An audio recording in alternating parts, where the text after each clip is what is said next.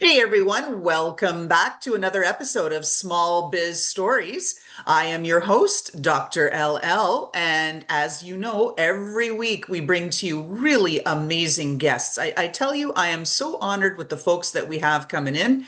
Everybody has a different take on how to support small businesses, and everybody's had a different set of lived experiences where they talk about their journey as a small business owner, as an entrepreneur. And we all know that are in it, right? It's never easy, but we can learn something. If we open up our ears and our hearts, we can figure it out and how to support each other in this community. All right, today's guest, he is the founder of Client Flow. And you're thinking, this sounds interesting already. How am I going to get some revenues going, right? We've Okay. got Filip Sardi, who calls himself the marketing nerd from Croatia. Now, I think we can do a better tagline, but Filip, welcome to the show. Great to be here and excited to share more about client flow and other stuff as well. Well, first of all, tell us what you're really good at. What am I good at? Uh, Yeah, what are you good I'm at? okay. I'm good at eating. I love eating, so that's one of the most important things. I'm a foodie passionate who travels the world, and if my life would be a pie chart, 80% would be spent on eating delicious food around the globe. So, but we can get back to business now. I think you asked me about the business, right?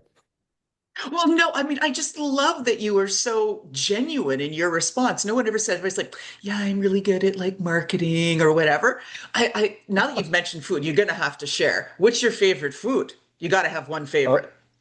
Yes, I have one favorite. I don't know how to say it in English. It's called sarma. It's local food. It's like meatballs wrapped in sauerkraut and boiled in a delicious sauce with mashed potatoes. So it's more like Eastern European food. And if there is one food, I could eat that forever. And then one ingredient in terms of like the self, that's in itself the food, it would be cheese. So those are like the favorites ever. What about you? I share in your love of cheese. Even though I'm lactose intolerant, I swear that I existed in a former life as a mouse on the Champs-Élysées, having champagne and cheese and croissants. I swear, chocolate croissants like that. I was a mouse that lived that. Perfect. We are best friends already. I like that.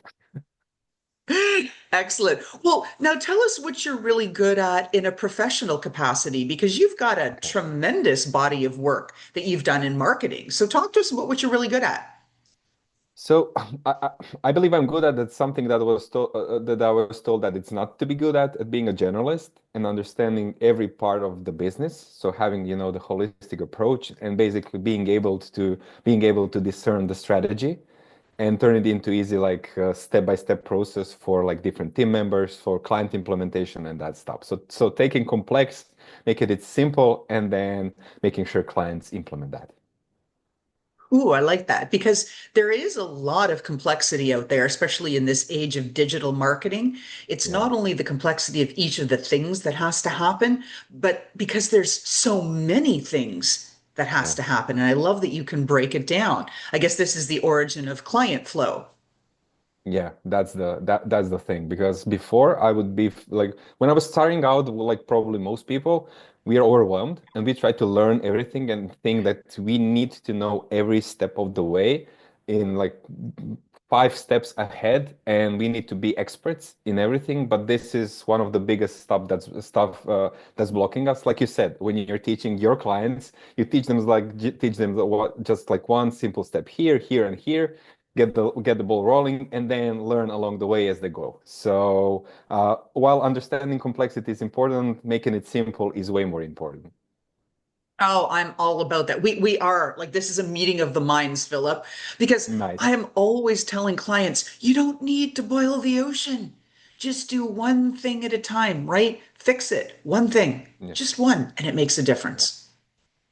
it does. Now, Really does. talk to us about some of your entrepreneurial journey because, like everybody else, you haven't been doing this for 20, 30, 40 years every year on the planet that you've been going around eating this sarma dish that you really, really love Yeah. so much and cheese.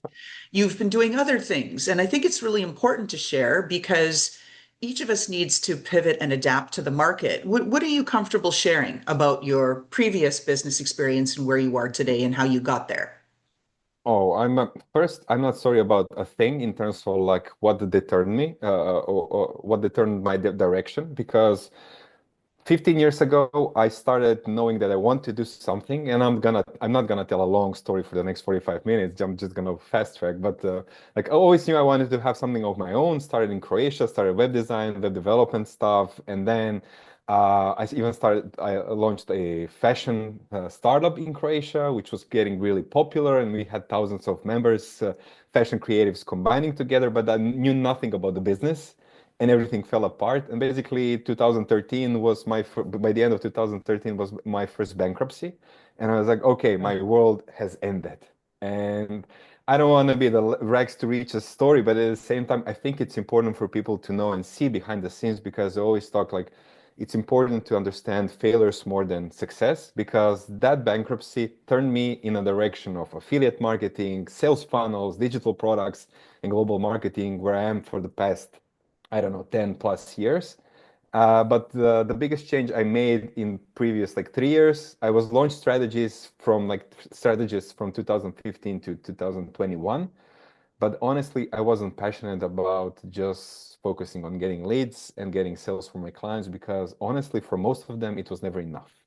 I get visionaries. I know leads and sales are the bloodline of the business, but when you do big launches and then everything is focused on, we are not done with the launch, and then the question is, okay, Philip, we made this and that, and like, okay, what's the next one gonna look like? And we repeated that, and I was like, okay, guys, I'm done. I can't do this anymore. I'm burned out. My team is burned out, and I don't see any like deeper purpose in that. So and that made me focus on basically what I was super passionate always about, is what happens after people say yes, how to keep them, how to make sure they get results you promise them, and how to make money along the way on that side of the client journey. Oh, I'm so grateful that you shared this because this is the whole thing that we focus on with the podcast. Be real, right? So Yeah. much of social media out there is fake crap where people are wearing their rented Rolex and their this and that and the rented house, and they're like, yeah, look at me, I'm killing it. But then meanwhile, they've got bills they can't even pay for those rentals. Right? And it's Oh yeah. just this path isn't easy. So, okay, let's get to a place now where we know you've gone through some things. You're talking about client flow. Talk to us about what you think small businesses and entrepreneurs are getting wrong these days.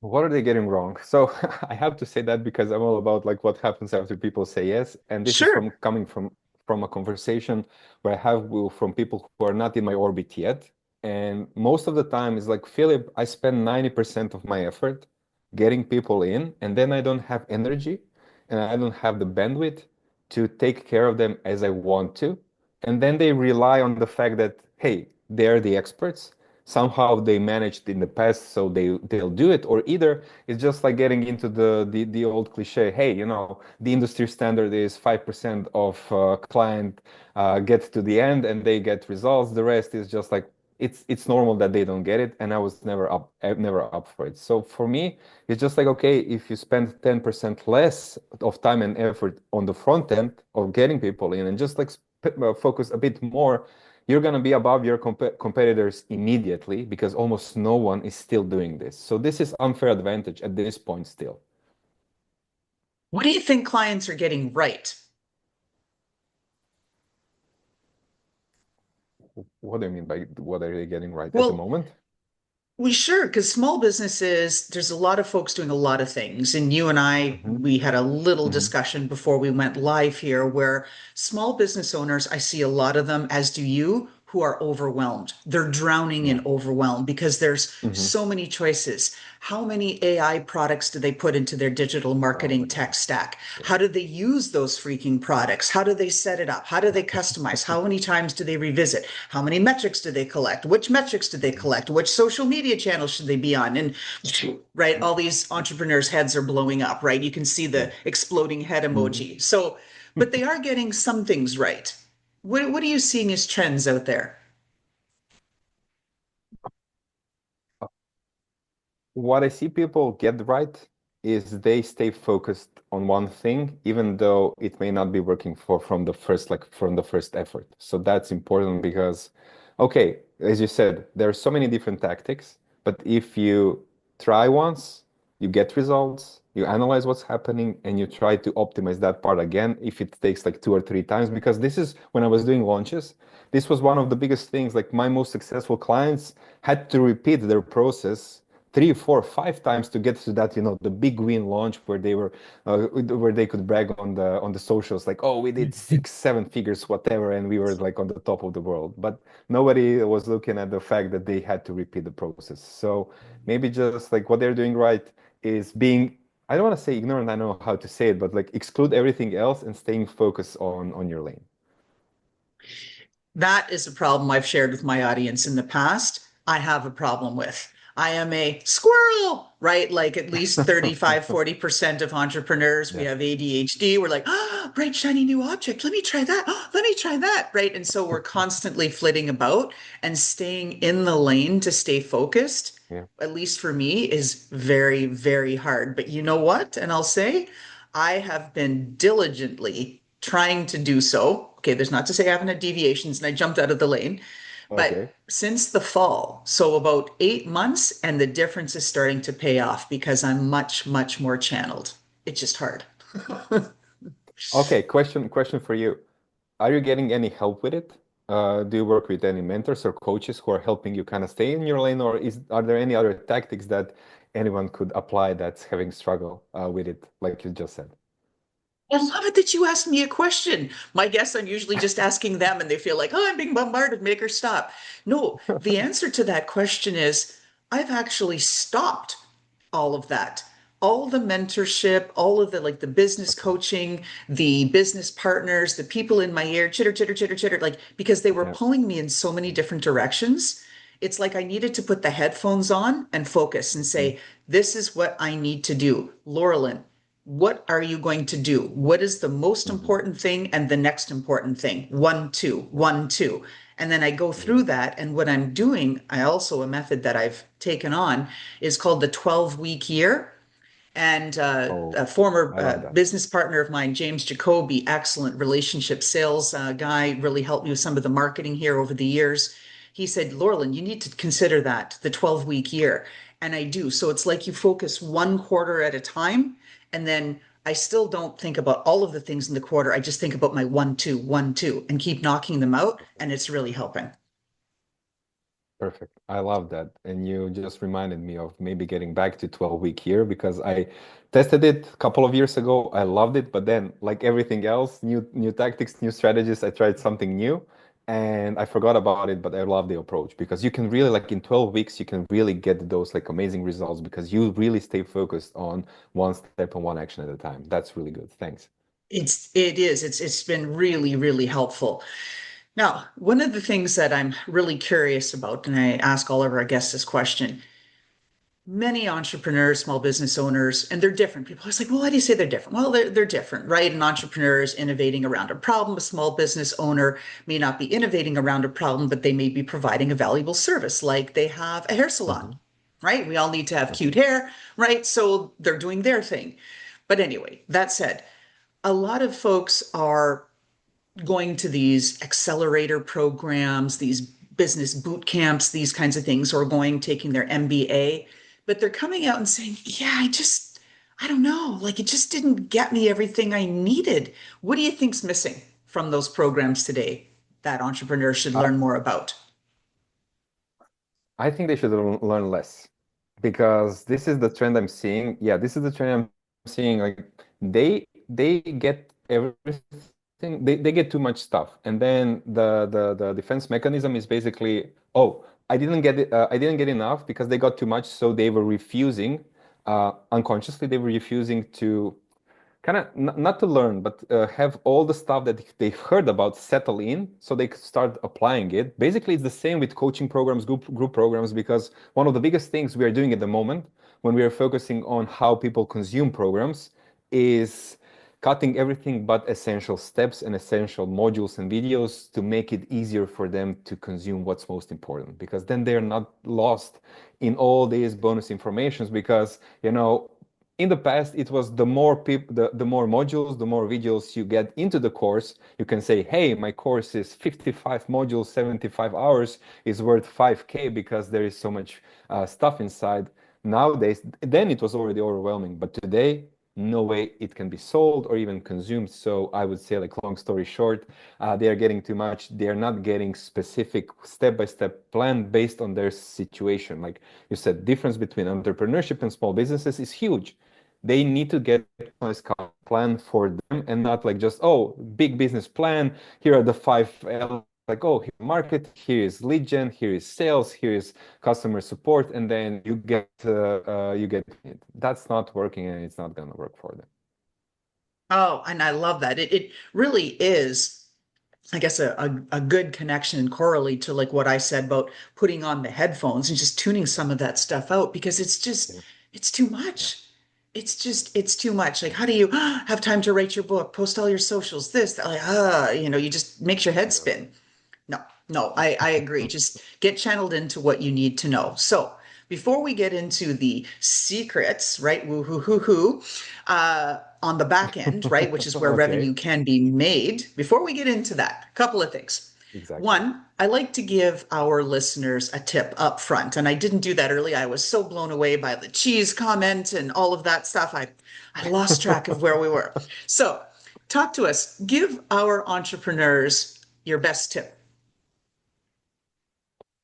My best tip, okay.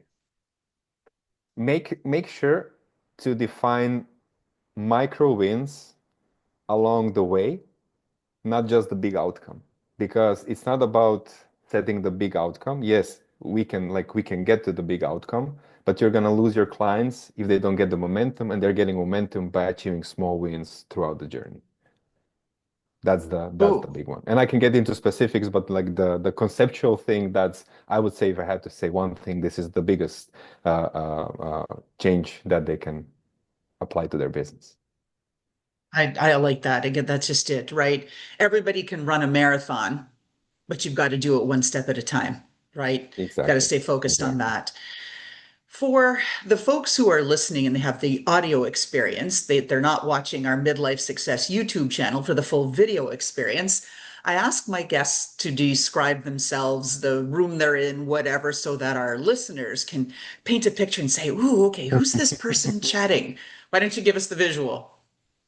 Okay, I'm in my rented apartment in the center of Zagreb. It's like 10 minutes from the main square. I have this beautiful gallery, and it's like on the top floor, and I'm seeing like the beautiful backyard. And you don't see that, but you can imagine the apartment is full of boxes because I'm moving in 3 days. So they can Oh, imagine that part, the struggle that's gonna come in the next 2 days with moving all those boxes to the new location. oh God, I hate moving. I have lived in three countries, six states, and moved 20 sometimes. I hate it. Oh, and you're spending time with us. We're so honored. Thank you, Philip. I hope it's a Oh, I'm successful having move for fun. you. Oh, it's gonna be. Like there is no choice but to move everything and just like say goodbye.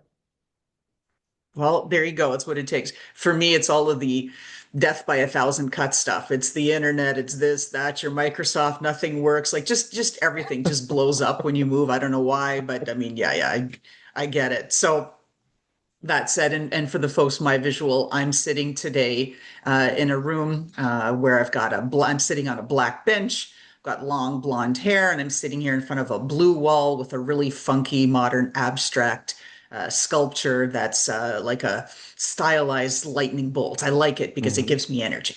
All right, let's get into some of this stuff. So we talked about having you on the show because you have found a way to look at the back end and create some revenue from opportunities in ways that people don't really consider. Talk to us a little Yeah. bit more about what you do and how you do it. Okay. So getting into nitty-gritty and a bit Yeah, technical the weeds. stuff. We're going into the Yeah. weeds. Come on, let's dive in. Okay, let's dive in. Let's dive in. I'm ready. I'm ready. I was waiting for this. So it's gonna be monologue 20 minutes. Three, two, one, go. No, I'm just joking. Okay, so it's what I've learned by like firsthand having group programs, having different types of programs, working with clients who had like thousands of customers. They're basically four make or break, let's call them milestone on the in the programs and client journey after someone joins the program, where we can make a difference make sure that people stay longer and until the end. And every of those milestones is opportunity for us to upgrade them. I'm saying upgrade, upsell them, but people, I don't know why people hate the upsell word.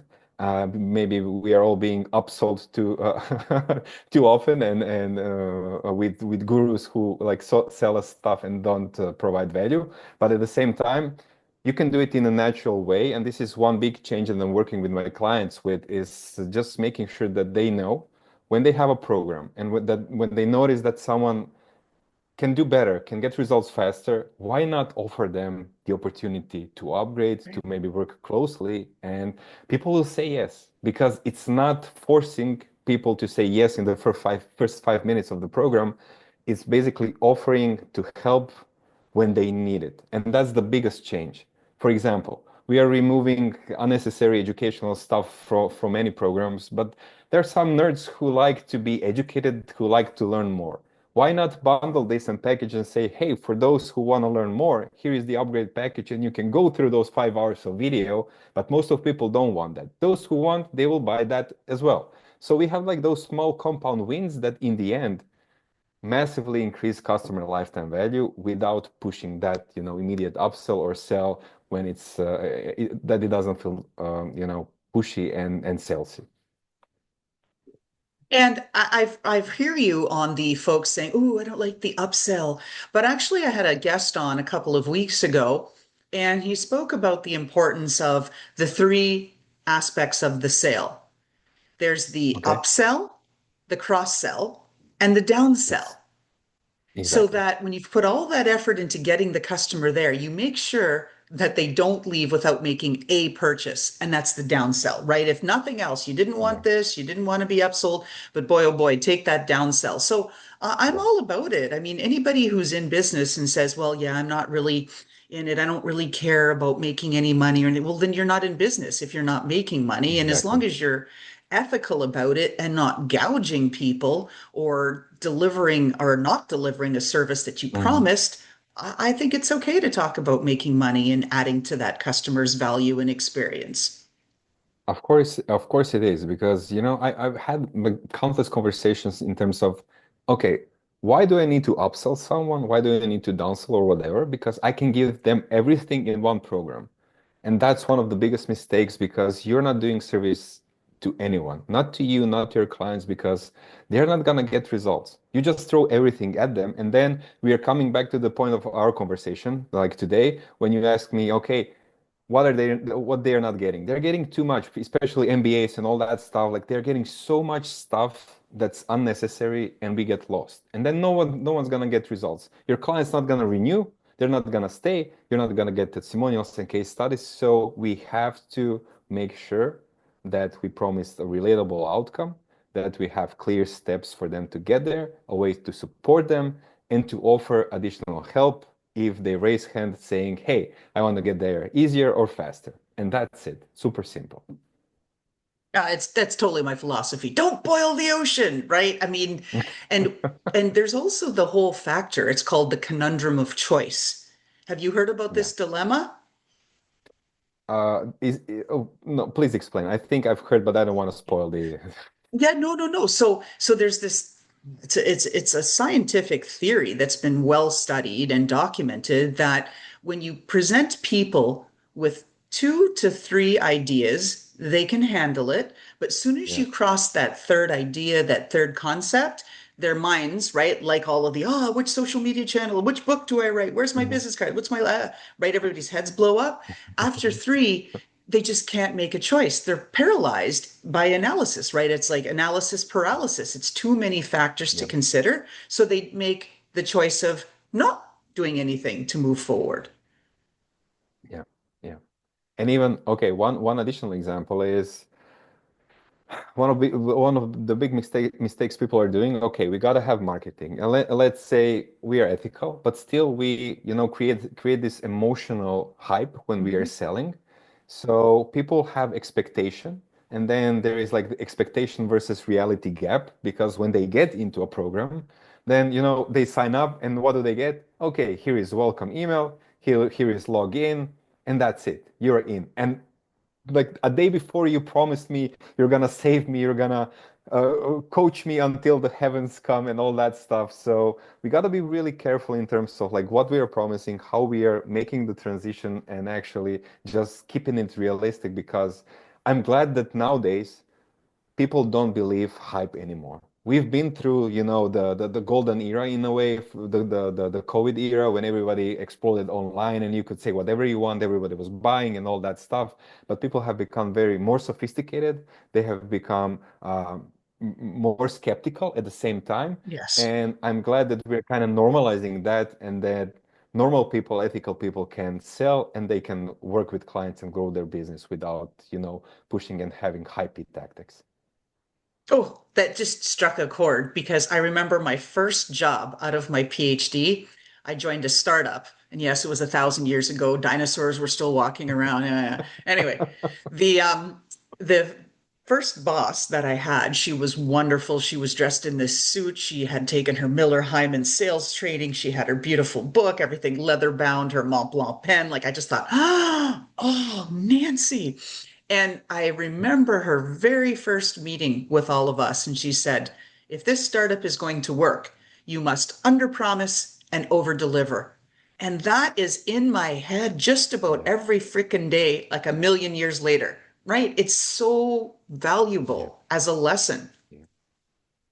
Yeah, it is. And it's still, like you said, million years after, but it's still one of the core essentials that if you stand by this, there is no way you can lose, because you'll stay in integrity and you'll stay ethical, and people cherish this now more than ever. With like, I don't know if we want to open the can of worms called AI, but with AI and just like okay, okay. Because what's real anymore? Like supporting, I know. creating, deep fakes, all that stuff. So trust, integrity, relationships, and you don't want to mess that up by having false promises and then just like not delivering.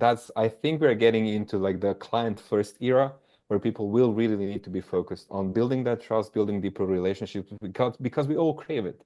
I don't know about you, but like I'm now more than ever interested in retreats, in having at least hybrid experiences. Like I have online programs, but I have offline components because people want it and I want it as well. So I think who's gonna be focused on that's gonna stay long term, no matter the AI trends and all the overwhelm.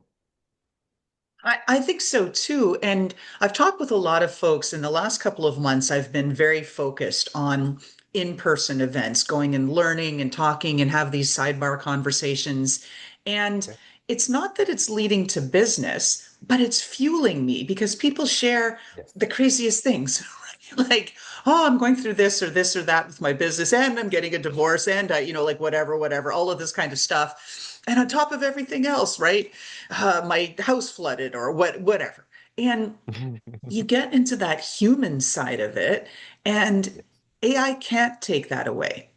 And I Yeah. think that that's what it is becoming, where people are just getting more and more narrow in Hmm. what they want and in who they want to interact with, just because again this conundrum of choice, yeah, you've got to filter Yeah. out so much of the noise. So if you can be there and be authentic and provide a solution that they need and deliver on what you promised you're going to deliver, and in fact over deliver, you're going to be in good shape.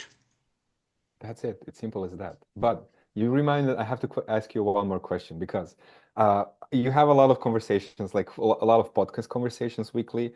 You go around events, network, and I bet a lot of people are, of course, talking about the trends, the AI trends. Do you notice any like similar patterns, anything that's repeating over like the conversations that you see as emerging trends in thinking about the AI and how people perceive them, or is it still like scattered all over the place?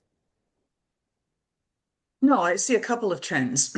One of them being people feel that they've got to have a book now as their calling card, right? Everybody's got to Okay. have a freaking book.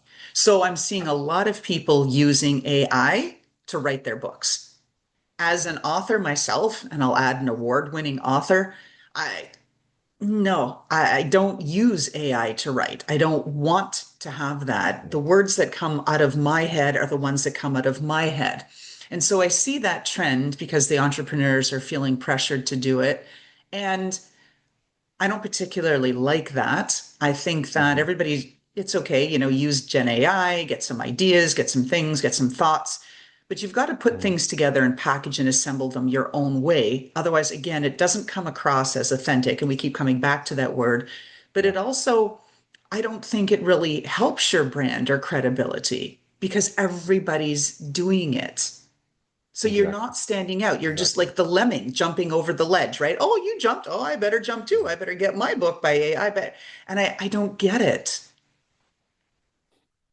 Yeah, and I see like all these tools, and now we have to use all these tools because everybody started using these tools, and we'll have support channels, audio channels, whatever channels powered by AI, all that stuff, and it kind of loses its purpose if everybody has it, and that at the same time, we are not working on the quality anymore. And going back to the book, for me, the books are sacred. So one of my goals is really having written physical book and having it on the shelf, and that's at least for me personally it's like, okay, this is one of the biggest thing I can do. And just having the book written by AI, even though I can teach the models, I can teach the style, but part of my I believe that when you write the book, part of your soul stays in that book, and that you can only do that by really sitting down and writing the damn book without AI. Maybe I'm I old-fashioned, but you are award-winning author, so I think you can agree with that. Oh, for sure. I won in a very big competition, a national indie award. I won the gold medal for the year for the best indie book of Mhm. 2018. I published the memoirs of my now deceased friend. And the amount of effort and emotion that you put into it, it's unbelievable. I'm very close to publishing my next book. I've had a couple already, but that one had good success. Congratulations. And this next Nice. one is a business book. But it's taken me 2.5 years to research, write, go back and forth. And so, yeah, my heart and soul and tears and blood and sweat and It's everything's like in there, right? all that stuff. Yeah. It's how it is. And Yeah. I want to get back to the making it simpler for businesses and what to do and where to look. That was one of the Hmm. lessons that I had. You said on the other AI. Not too long ago, I went to this big small business expo in New York City. Okay. 40,000 registrants, right? So it was a small show. And so lots of folks there. And in the speed networking, I got to talk to so many people. And over 50% were offering some AI solution. We'll do your AI automation. We'll do this. We'll do that. Yeah. And then, maybe 25, 30% were offering a digital marketing solution. And then everybody else was kind of a mixed bag of coaches, will help you write your book. We'll do something, right? A couple of ladies there Hmm. made balloon art. So very, very random and wide, spreading types of businesses and solutions. But with that AI thing, what I saw as I watched and I looked around the room and I saw the people that had just pitched me going to the next person beside me and Hmm. pitching, you just see the glaze. People are like, yeah, whatever. I can't take it. If I hear one more AI freaking thing, AI is not all that and a bag of potato chips.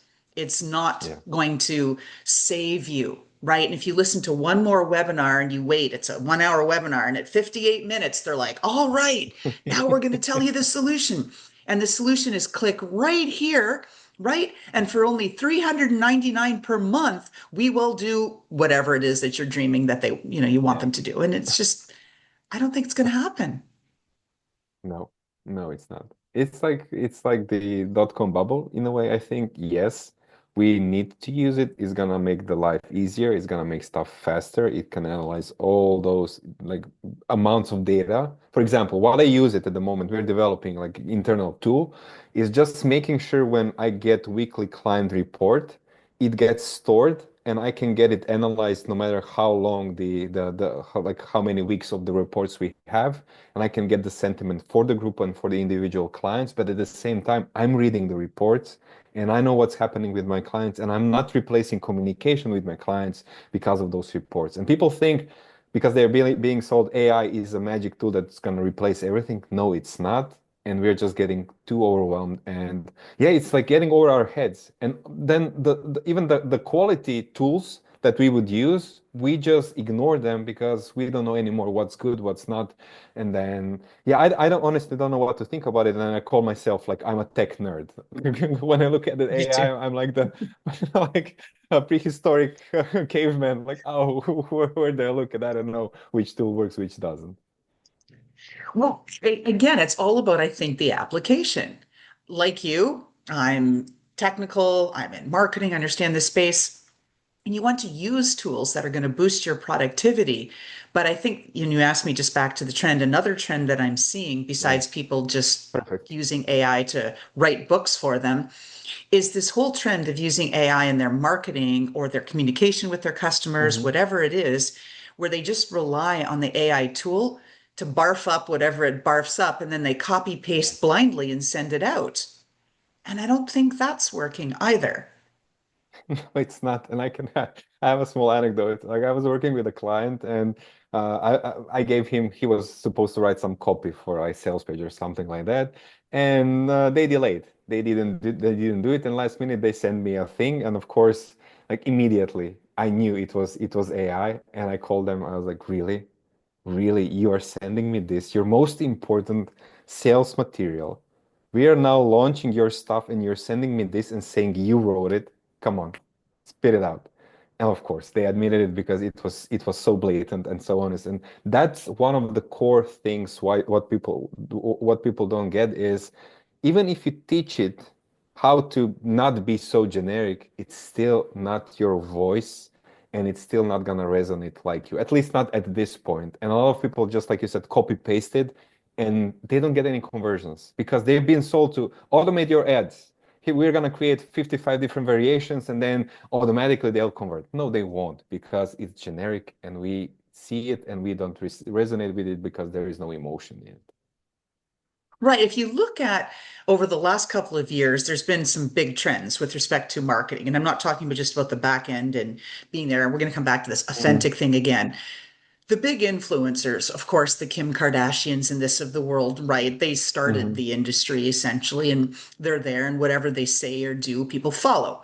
But then what I've been seeing, it's not even the smaller and the micro influencers anymore who are paid to do it. It just happens serendipitously that someone posts something and it goes viral because they were talking about whatever their experience. Oh, the guy broke up with me in the middle of me doing my product demo, Mhm. or whatever. How I saw that just this Yeah. past weekend. It's that kind of thing. And that's something where AI can give you ideas, but you can't get through and connect with your customers unless you're Yeah. showing them who you are and you're listening to who they are. Yeah. That's why getting back to the beginning and the basics, and you summarized it perfectly, like showing who you are, understanding who the client is, and communicating clearly in like ethical way what they get and the outcome and promise is realistic. If you just stay to it and keep doing that, you're gonna stand, which sounds crazy because those are the basics of basics, but now you're gonna stand out in the marketplace because everybody is rushing to the shortcuts to the AI tools, and they're just gonna blend into the same mess of uh, generic content offers and the marketing. And that's just it, right? You've got to get seen. That's my whole thing. Because invisible brands don't make money, right? Yep. That's it. And that's why we have our glow up package. But again, I still don't have it right. You talked about giving your customers too many choices. So I've dialed it back to say, so it's really a choose your own adventure. Let's meet. Here's the things we Ooh, have, but you I can love buy that. this one's the most important burning need, right? If Hmm. you don't fix that, like, right, your business is going Yeah. to implode. Or you need a couple of things, okay? Or you want the whole enchilada? Guess what? And I'll share because you know me, I'm all about being transparent. No one has purchased the whole enchilada from me. They don't want the full glow up package. They just want parts of it because Yeah. those are the parts that they need the most right now. And then by reducing how many choices and things they have and how many options that we deliver, we've also reduced the price because instead of delivering 10 things, right, we're delivering one or Yeah. three or five. And so we're not going to charge them for 10 because that's not ethical. And Yeah. guess what? It's working.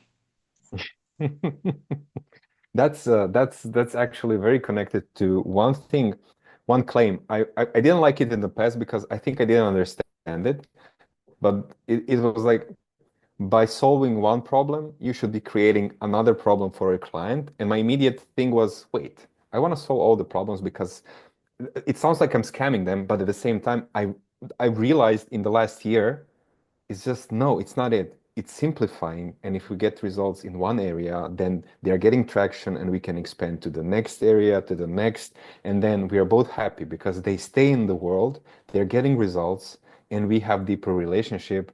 And that's it. It's ethical, it's win-win. And I don't see any problem in it. So if people don't resonate with like creating the problem to solve the problem, that's my take on it, and I believe everybody should be focusing on it because it's really the most ethical way and the approach.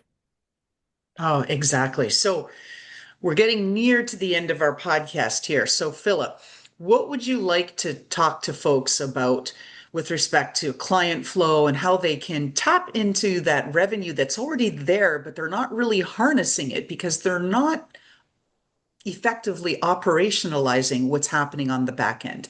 Talk to us. Give us some more thoughts about what folks can do. Okay, just briefly, focusing on four key areas as we started, then we expanded on so many interesting things and topics. Basically, what's happening when someone says yes at the part of the activation that I call activation, and it's onboarding the first like 2 weeks, because making sure they stay excited, they stay engaged. That's if that works, they're gonna be like effortless in their education phase, like we were talking about, removing stuff that's unnecessary, keeping the essentials so they understand the steps they need to do.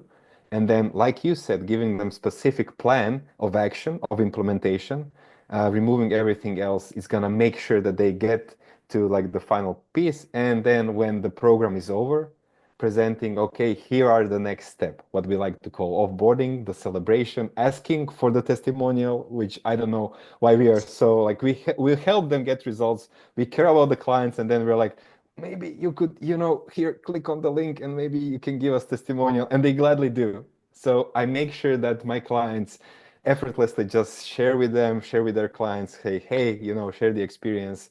Let's document that because at least they get testimonials in a lot of ways. They keep the retention and client stays with them as they figure out the next thing to work on. And that's it. The four key milestones, just staying focused on that. Your clients are going to stay lower and spend more of their hard-earned money with you for longer time. Oh, for sure. And I want to add a little tailgate comment on the asking for a testimonial. The whole thing is we're in this community together. Some of us, it's co-opetition, right? Half competition, half Yeah, collaboration. So it's I like co-opetition. that. Nice. I don't even remember who I learned that from. Actually, I do. 1,000 years ago, again, in my first job, the company was such a learning curve. I joined a startup. They had $65 million. It was an exercise in how to blow money in 2 years.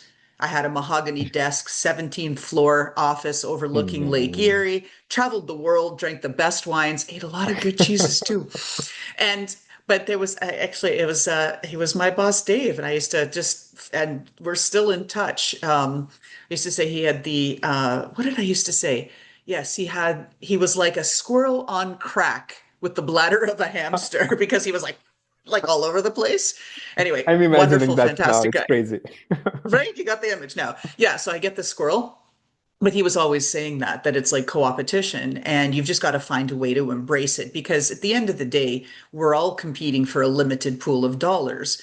And you can have a couple of options. One, you can just draw the hard line and compete and hate everybody and not help anybody. And that comes through that negativity and that me first mentality. Or you can be like the rest of us, shop other small businesses, help each other, write reviews for each other, do things because it's the community effect where Yeah. it's like what do we call it? Like a rising boat or something rises across all tides, something like that. There's some expression that I'm slaughtering, but I need to look that up. But that's it. I know the expression. I know what you were trying to say. I can't remember the expression as well. So we are on the same page with it. Yeah, but It's that's it. And yeah, I mean, I don't, okay, there is competition, of course, but at the same time, I don't know, the pool is so big that there is enough for all of us. And then like we are spending so much, especially as on the entrepreneurs, so much time during the day and of our lives in the business. So why not have fun, not just with the business, but with everybody else in the network and in the environment, and just share the wins, share the enthusiasm, and share the motivation. I don't see it other way. And when I'm in different small ponds where everybody's competing, I just get out because I don't know, that's not my jam. No, and I love it. So like, I'm so energized by this podcast. Like I said, I get a lot of great guests, but there's always some guests that stand out because it's just that same, I guess, really meeting of the minds, and philosophy is Nice. leaning on each other, helping, learning from each other. That brings a lot. So, Philip, how can people find you? They just need to go to joinclientflow.com, and then the best way would be to click on join the newsletter afterwards. That's gonna take them to Substack because I'm very active over there. I write a lot of content because I love writing. I'm still preparing to write the book, so not there, but I love writing. So connect over there with me, and yeah, we can just have a normal conversation, no selling or upselling, and see if it makes sense to take it to the next step.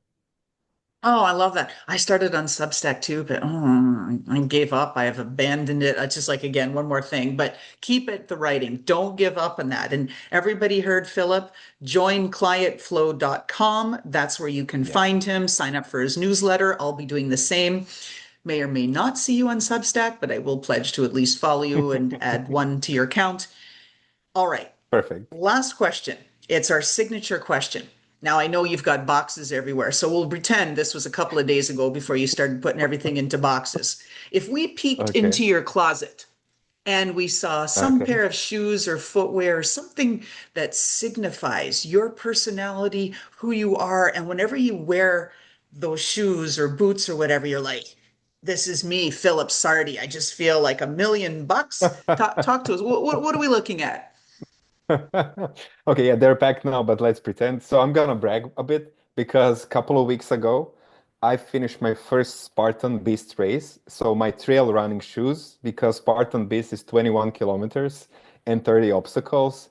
So yeah, I'm never repeating that again, but I'm sharing it publicly. So so it stays like I keep the bragging rights because I've earned them. So yeah, that would be me. Oh, excellent. I love that. Spoken like a true entrepreneur. It's the grinding, you're going over the obstacles, and you finished, right? That's the whole thing. You finished. It's not about finishing first, it's about finishing. So I congratulate you Yes, on the success of your thank Sparta you. race and appreciate all the time and insights you shared with us today. Again, this is Filip Sardi, Client Flow. Take a look, do join them, join Client Flow, and figure out how you can squeeze more money out of that back end with stuff you're already doing, but maybe just not doing optimally. Thank you, Philip. Thank you for being on the show. Thank you. This was really fun.